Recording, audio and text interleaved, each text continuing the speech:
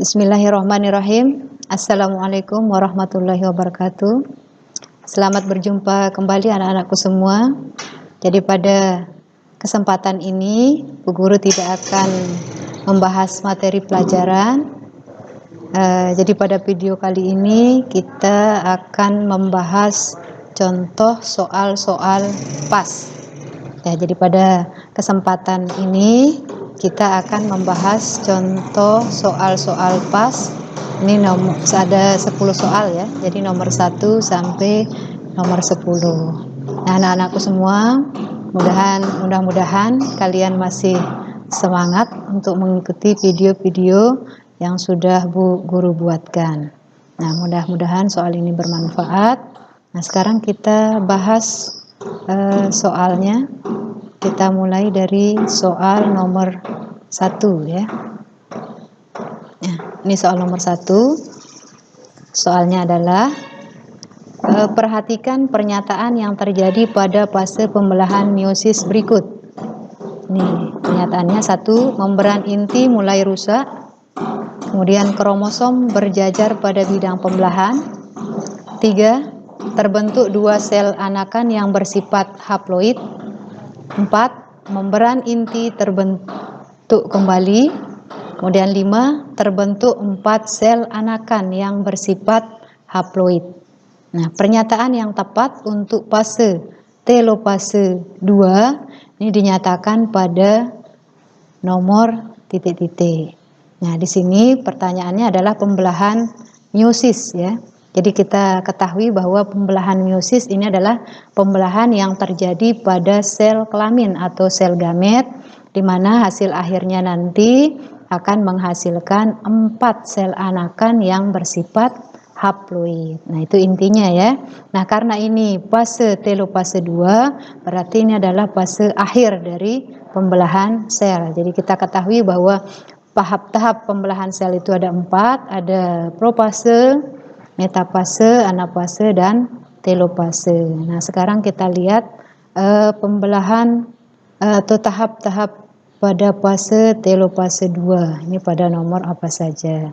Sekarang kita lihat optionnya. Sini yang A, 1 dan 2. Nomor 1 di sini memberan inti mulai rusak. Ini adalah awal pembelahan. Jadi sudah salah. Kemudian yang B ada nomor 2 dan nomor 3. Nomor 2 di sini kromosom berjajar pada bidang ekuator. Ini bukan akhir pembelahan sel ya. Jadi yang B, ini option B ini sudah tidak ada kemungkinan. Kita lihat yang option C.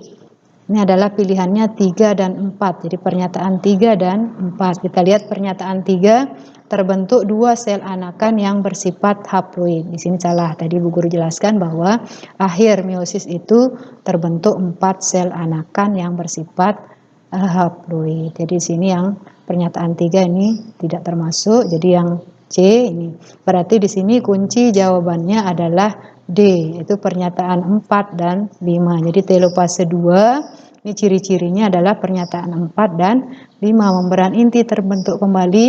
Kemudian yang kelima, terbentuk sel anakan yang bersifat haploid. Jadi nomor 1 kunci jawabannya adalah D. Nah, di sini Bu Guru kurung supaya jelas ya.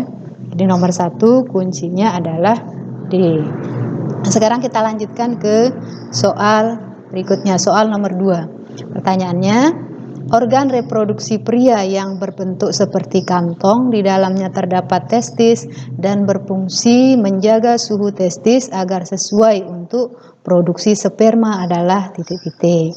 Nah, sekarang kita lihat optionnya atau pilihannya. A di sini uretra, B skrotum, C vas deferens, D epididymis. Nah, untuk kunci jawaban soal nomor 2, ini kita lihat yang A, uretra. Ini adalah saluran urin atau saluran kencing. Jadi bukan sesuai pertanyaan. Kemudian yang B, skrotum.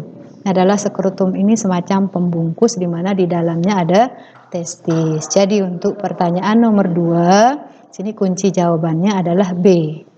Jadi skrotum. Ini Bu Guru kurung ya. Berarti di sini nomor 2 kuncinya adalah B. Sedangkan untuk option C, vas deferens, ini adalah saluran yang terdapat di dalam testis. Begitu juga dengan epididymis, ini sambungan vas deferens yang berada di dalam testis. Nah, kita lanjutkan untuk soal nomor 3.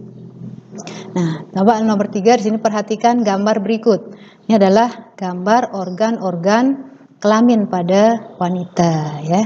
Nah, pertanyaannya, organ penghasil sel telur ditunjukkan oleh nomor titik-titik.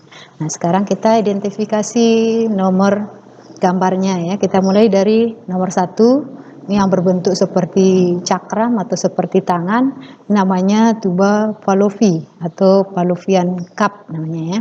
Kemudian nomor 2 ini adalah saluran telur atau oviduct. Kemudian yang ketiga ini adalah gambar dari ovarium. Di sini ada gambar ovum ya atau sel telur. Ini adalah ovarium pada wanita. Ini ada 2, ada ovarium kanan dan ada ovarium kiri. Sedangkan yang nomor 4 ini adalah organ uterus atau rahim, dan yang nomor 5 ini adalah vagina. Jadi untuk jawaban nomor 3 ini adalah ovarium. Ovariumnya ada pada organ nomor 3. Jadi nomor 3 ini kuncinya adalah B atau jawabannya adalah B. Ini Bu Guru kurung ya. Nah, kita lanjutkan ke soal nomor 4. Nah, soal nomor 4 pertanyaannya, proses meluruhnya sel-sel epitel yang menyusun dinding rahim disebut titik-titik. Di sini pilihannya ada ovulasi, ada fertilisasi, kemudian C implantasi, dan D ada menstruasi. Jadi untuk soal nomor 4 ini kunci jawabannya adalah D. Jadi proses meluruhnya sel epitel yang menyusun dinding rahim itu disebut dengan menstruasi. Jadi di sini kuncinya adalah D. Nah, sedangkan option yang A, ovulasi, ini adalah peristiwa terlepasnya ovum dari ovarium atau peristiwa terlepasnya sel telur dari ovarium. Sedangkan yang B ini fertilisasi, ini adalah pembuahan atau meleburnya sel kelamin jantan dan sel kelamin betina. Sedangkan implantasi ini adalah proses menempelnya janin atau embrio pada dinding rahim. Jadi nomor 4 kunci jawabannya adalah D. Nah, kita lanjutkan ke soal nomor 5. Pertanyaannya, zigot terbentuk akibat sel telur dibuahi oleh sperma. Peristiwa dibuahinya sel telur oleh sperma disebut titik-titik. Ini nyambung dengan soal nomor 4 ya. Jadi pembuahan ini adalah namanya fertilisasi. Jadi nomor 5 kunci jawabannya adalah B ya. Ibu Guru kurung ya yang B. Jadi nomor 5 kuncinya adalah B. Berikutnya kita lanjutkan ke soal nomor 6. Nah, soal nomor 6 pertanyaannya, dari hasil pemeriksaan kesehatan organ kewanitaan diperoleh data sebagai berikut. 1. Terdapat cairan berwarna putih kekuningan pada bagian organ reproduksi wanita. Kemudian 2. Cairan tersebut bersifat kental dan berbau tidak sedap. 3. Cairan tersebut dapat menyebabkan rasa gatal pada organ reproduksi wanita. Pertanyaannya, kesimpulan dari hasil pemeriksaan bahwa orang tersebut menderita penyakit titik-titik. Nah, dari ciri-ciri yang sudah dibacakan tadi, di sini adalah orang tersebut menderita penyakit kelamin apa. Jadi ini jawabannya adalah C, keputihan ya. Nah, ini Bu Guru kurung. Jadi nomor 6 ini kunci jawabannya adalah C. Jadi penyakitnya adalah penyakit keputihan. Kalau yang A ini adalah sini sama juga. Ini adalah penyakit kelamin juga.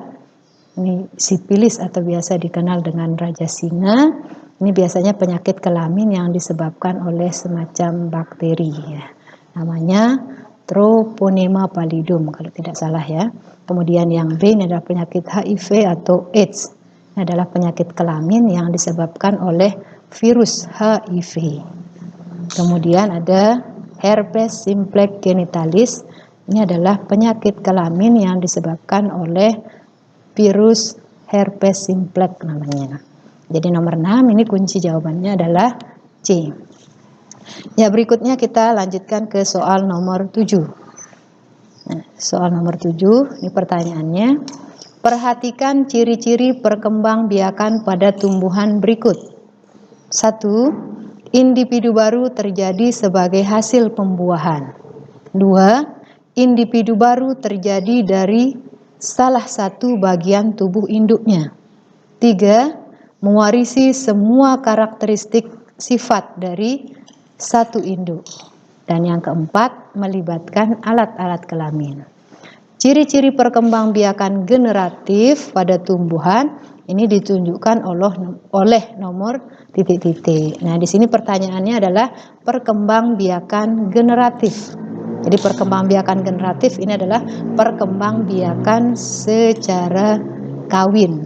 Nah, jadi generatif itu adalah perkembangbiakan secara kawin. Jadi untuk ciri-ciri perkembangbiakan secara kawin, kalian mungkin sudah tahu pasti. Jadi di sini cirinya yang pasti induknya ada dua, ada induk jantan, ada induk betina. Nah, sekarang kita lihat pilihannya atau optionnya. Di sini A, pilihannya adalah nomor 1 dan nomor 3. Kita lihat pernyataan nomor 1, individu baru terjadi sebagai hasil pembuahan. Nah, kalau ada pembuahan berarti di sini melibatkan sel gamet, ada gamet jantan dan ada gamet betina. Nah, ini merupakan salah satu ciri perkembangbiakan secara kawin atau secara generatif. Nah, di sini untuk lebih memudahkan, kalian bisa langsung pilih option yang ada angka satunya. Nah, di sini kita lihat dari A sampai D, option yang ada angka satunya adalah A dan B. Nah, sekarang kita lihat kuncinya apakah A atau B. Kita lihat yang A. Di sini pasangannya 1 dan 3. Kita lihat pernyataan nomor 3. Mewarisi semua karakteristik sifat dari satu induk. Nah, di sini nomor 3 induknya hanya satu, berarti bukan perkembangbiakan generatif. Jadi yang nomor 3 ini pernyataannya tidak benar untuk perkembangbiakan secara generatif. Jadi kuncinya untuk nomor 7 ini otomatis adalah yang B. Jadi ciri perkembangbiakan generatif ini adalah pernyataan nomor 1 dan nomor 4. Nah, sekarang Bu Guru kurung ini sebagai kuncinya ya. Nah, ya, kita lanjutkan ke soal berikutnya. Soal nomor 8. Perhatikan gambar perkembangbiakan pada tanaman berikut. Nah, kalian bisa amati ini adalah gambar contoh tanaman. Jadi di sini kalau tidak salah dari morfologinya ini gambar sepertinya ini adalah tanaman stroberi ya. Nah, di sini kita lihat tanaman stroberinya. Di sini ada morfologinya, ini ada daun, kemudian ada akar. Nah, batangnya ini adalah yang tumbuh menjalar ini. Tumbuh menjalar di atas permukaan tanah. Jadi batangnya bukan yang ini sambungan dari daun ya. Ini adalah tangkai daunnya, tangkai daun, sedangkan batangnya ini adalah yang tumbuh menjalar di atas permukaan tanah. Nah, dari ruas-ruas batang ini baru tumbuh akar, seperti terlihat pada gambar. Jadi di sini yang digambar ini dari morfologinya, ini sepertinya adalah tanaman stroberi. Nah, sekarang kita lihat pertanyaannya. Perkembangbiakan tanaman pada gambar di atas ini dilakukan dengan cara titik-titik. Nah, pilihannya A. Stolon, B. Rizoma, C. Tunas adventif, D. Merundu. Nah, mana kunci jawaban untuk soal nomor 8? Sekarang kita identifikasi masing-masing ya optionnya. Kita ketahui di sini ada stolon. Stolon ini adalah salah satu cara perkembangbiakan vegetatif alami pada tanaman. Nah, jadi ini adalah salah satu cara perkembangbiakan vegetatif. Vegetatif itu secara tidak kawin pada tanaman. Jadi stolon ini adalah Bu Guru ulang. Jadi stolon ini adalah cara perkembangbiakan vegetatif alami pada tanaman, di mana di sini batang dari tanaman tersebut tumbuh menjalar di atas permukaan tanah. Ini seperti terlihat pada gambar. Jadi di sini bisa kita simpulkan kunci jawaban untuk soal nomor 8 ini adalah yang A. Nah, jadi Bu Guru kurung ini adalah option A. Jadi kuncinya adalah A. Jadi di sini perkembangbiakan tanaman pada gambar ini adalah dengan cara stolon. Nah, apa itu rizoma? Rizoma ini juga merupakan salah satu cara perkembangbiakan vegetatif alami pada tumbuhan. Cuma di sini kalau pada rizom, ini istilahnya juga akar tinggal kalau tidak salah. Jadi di sini yang tumbuh mendatar di atas permukaan tanah atau di dalam tanah itu adalah akarnya. Jadi bukan, kalau stolon ini adalah batang yang tumbuh menjalar di atas permukaan tanah, sedangkan rizoma ini adalah akar yang tumbuh mendatar di atas permukaan tanah atau di dalam tanah. Nah, ini biasanya bisa kita temukan pada tanaman seperti kunyit, bisa juga lengkuas, dan lain sebagainya ya. Nah, sedangkan tunas adventif ini adalah tunas-tunas yang tumbuh pada tepi daun ya. Jadi pada daun ini, contohnya pada tanaman cocor bebek. Sedangkan merunduk ini adalah salah satu cara perkembangbiakan vegetatif buatan. Ini harus melibatkan campur tangan manusia ini yang merunduk. Jadi batang tanaman atau batang suatu tanaman itu dibengkokkan, kemudian ditanam pada tanah. Nah, ini yang perkembangbiakan vegetatif pada tumbuhan. Jadi ini A, B, dan C ini adalah yang vegetatif alami, sedangkan D ini adalah vegetatif buatan. Jadi yang nomor 8, ini kunci jawabannya adalah A. Jadi ini yang stolon ini bisa terjadi pada tanaman stroberi ya. Bisa juga pada arbe namanya, tapi mungkin kita kurang kenal tanamannya ya. Jadi yang biasa mungkin kita lihat ini adalah stroberi. Ya, kita lanjutkan ke soal berikutnya. Soal nomor 9. Nah, di sini nomor 9. Soalnya adalah data percobaan perkecambahan pada tanaman. Jadi datanya bisa kita lihat pada tabel ya. Di sini ada perlakuan pada kecambah. Kemudian ini waktu diamati pada hari ke-6. Kemudian ini ada keterangan. Nah, di sini ada 3 perlakuan. Jadi ada 3.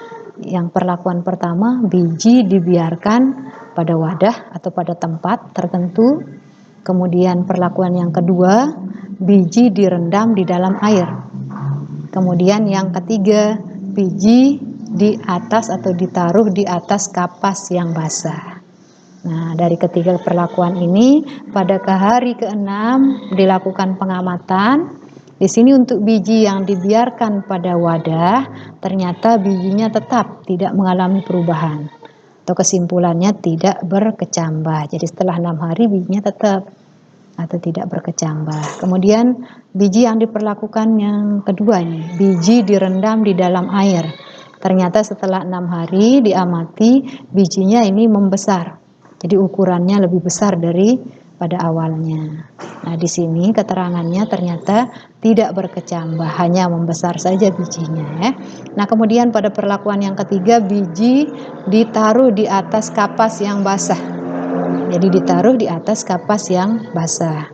Ternyata pada hari ke-6 setelah diamati, ternyata biji tersebut tumbuh dan berkembang, membentuk. Ada daun, kemudian ada akar, dan ada batang atau bijinya di sini berkecambah. Nah, pertanyaannya, dari hasil percobaan tersebut, biji yang direndam di air atau biji yang direndam air ini tidak mengalami perkecambahan karena titik-titik. Nah, kenapa? Jadi kenapa biji yang direndam di dalam air tidak berkecambah, hanya membesar di sini bijinya ya. Nah, di sini pilihannya adalah A, tidak mendapatkan cahaya. Nah, sekarang yang B, tidak mendapatkan oksigen. Kemudian yang C, kurang lembab. Dan yang D, temperatur terlalu tinggi. Nah, sekarang kita analisis option atau pilihannya satu persatu ya. Kita mulai dari option A, tidak mendapatkan cahaya. Nah, di sini pernyataannya adalah tidak mendapatkan cahaya. Nah, karena di sini di tabel ini tidak ditentukan apakah ditaruh di tempat gelap atau ditaruh di tempat terang. Ini tidak ada keterangan. Jadi di sini option A kemungkinannya Bukan jawabannya ya. Sekarang kita lihat option B, tidak mendapatkan oksigen. Nah, dan kenapa yang direndam di dalam air tidak berkecambah? Di sini alasannya karena tidak mendapatkan oksigen. Nah, karena dia direndam di dalam air, kemudian mungkin kalau di dalam air persediaan oksigen itu kurang, jadi kemungkinan biji yang direndam di dalam air tidak berkecambah. Ini disebabkan karena tidak mendapatkan oksigen yang cukup. Nah, jadi kemungkinan jawabannya atau kuncinya untuk nomor 9 ini adalah yang B. Nah, sekarang ini Bu Guru kurung aja ya yang B. Baru kita lihat option yang C. Yang C di sini kurang lembab. Karena dia di dalam air pasti kelembabannya tinggi. Jadi kalau kurang lembab ini tidak sesuai dengan pernyataan di atas. Sedangkan yang D, temperatur terlalu tinggi. Ini lebih tidak mungkin. Karena kalau di dalam air temperaturnya pasti rendah. Jadi di sini yang nomor 9 bisa kita simpulkan kunci jawabannya adalah B. Jadi kenapa biji yang direndam di dalam air tidak berkecambah? Ini disebabkan karena tidak mendapatkan oksigen. Nah, sekarang kita lanjut ke soal berikutnya. Soal nomor 10. Ini adalah soal yang terakhir ya pada kesempatan ini. Jadi soalnya, Tasya mengamati bunga di halaman sekolah. Ternyata bunga tersebut memiliki ciri ukurannya besar, berwarna merah cerah, tidak berbau, menghasilkan nektar. Nektar ini artinya madu ya, kelenjar madu. Dan mahkota berbentuk trompet. Nah, dilihat dari ciri-cirinya, maka bunga tersebut penyerbukannya dibantu oleh titik-titik. Nah, pilihannya ada angin, dibantu oleh angin, kemudian B dibantu oleh kelelawar, C dibantu oleh air, dan D dibantu oleh burung. Nah, sekarang kita analisis pilihannya satu persatu ya. Nah, kita mulai dari yang A. Di sini bunga tersebut penyerbukannya dibantu oleh angin. Nah, sekarang kita lihat ciri-ciri bunganya. Di sini warnanya merah cerah, kemudian ukurannya besar. Jadi kalau dibantu oleh angin, ini kayaknya tidak mungkin. Kemudian di sini ada menghasilkan nektar. Jadi kalau menghasilkan nektar, biasanya serbuk sarinya itu basah atau agak berat ya. Jadi tidak mungkin dibantu penyerbukannya oleh angin. Bukan tidak mungkin, artinya kecil kemungkinannya penyerbukannya dibantu oleh angin. Nah, sekarang kita lihat yang B, dibantu oleh kelelawar. Jadi di sini untuk yang tanaman yang dibantu penyerbukannya oleh kelelawar, ini biasanya tanaman yang bunganya mekar pada malam hari ya. Jadi di sini kelelawar kan biasanya beraktivitas pada malam hari. Jadi dan kita ketahui bahwa kelelawar ini buta warna. Jadi dia tidak bisa melihat bunga itu apakah warnanya cerah atau tidak. Jadi kemungkinannya di sini untuk dibantu oleh kelelawar ini kecil ya. Nah, berikutnya kita lanjut ke option yang C. Di sini penyerbukannya dibantu oleh air. Nah, untuk yang dibantu oleh air di sini biasanya tanaman-tanaman yang hidup di dalam air, jadi tidak mungkin.